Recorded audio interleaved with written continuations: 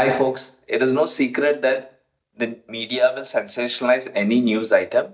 And so you may have seen striking headlines like billions of dollars to flow into India because of its inclusion into the JP Morgan Global Bond Index. As an investor, you may be wondering what is in it for you. The short answer is there is nothing in the short term for a retail investor. But let's try and understand this a little better.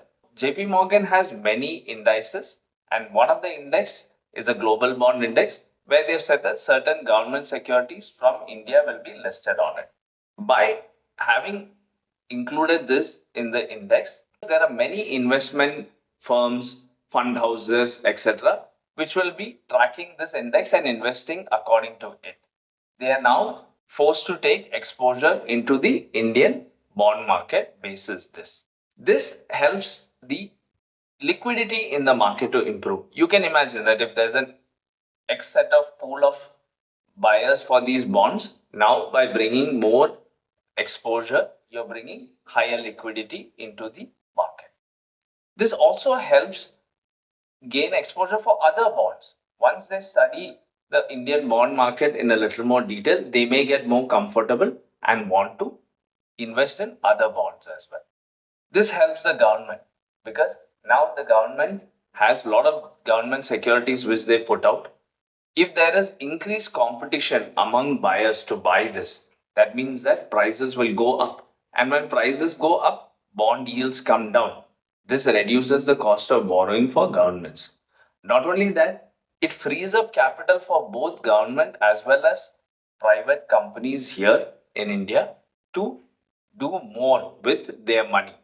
They can invest in different projects, infrastructure activities, and they can also get more investment for these projects. This is in the long term, as you can imagine.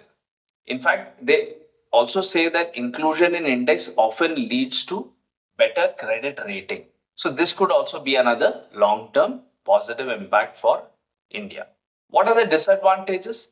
By allowing exposure to many foreign investors, we are also exposing ourselves to sudden shocks. This could mean that if there is a sudden outflow, which had happened in the past as well, it could impact not only the bond market but also the stock market in the short term. The other impact is that it, it creates a strengthening rupee. While this is good for the government, certain sectors like the IT sector do not benefit from a strengthening rupee.